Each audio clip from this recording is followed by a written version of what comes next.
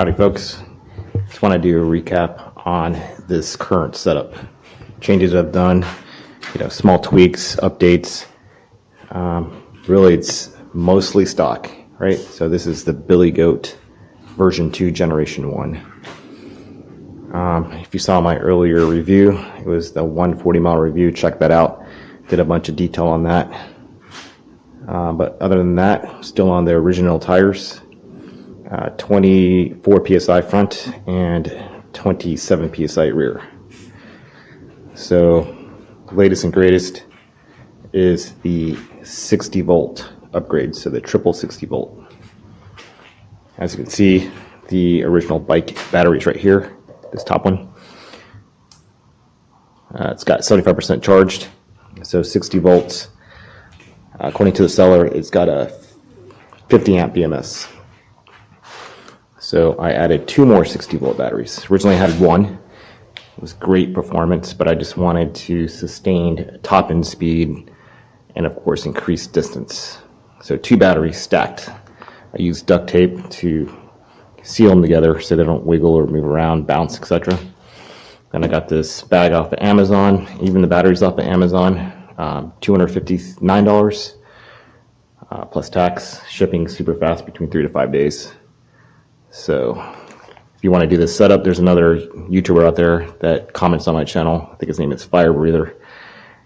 And he did the same exact setup. He got 40 plus miles and still had like 70% battery. And I'm seeing the same thing. Most I've done so far is like 35 miles. Running it super hard. I mostly run full throttle, main roads. So 60 to 80% full throttle. And lowest I've seen it dip down to like 40%. So extended range and increased top speed.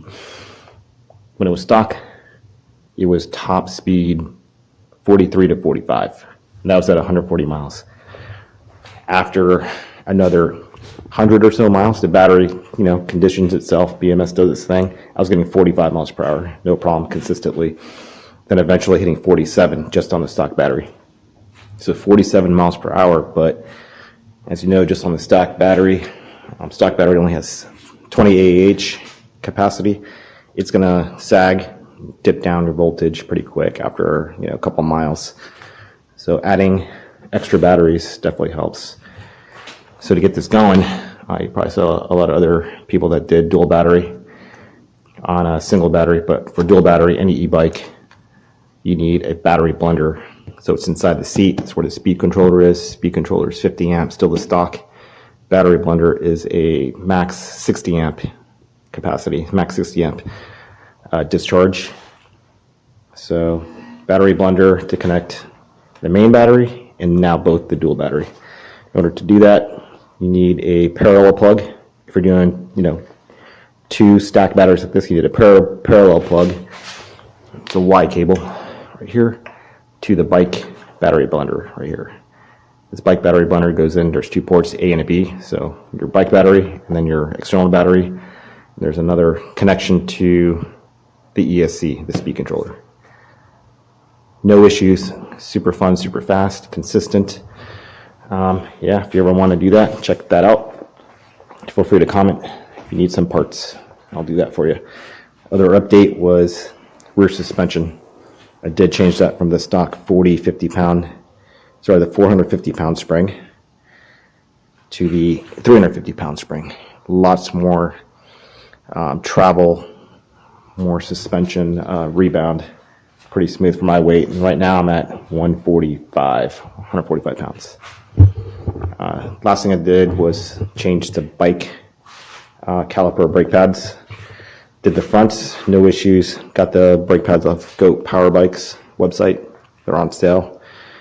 They sent me some more brake pads. Try to do the rear, but it's a little sticking. So finished it today. No longer sticking. I had to bleed out the hydraulic fluid lines. Bled that out today, and now it's just right.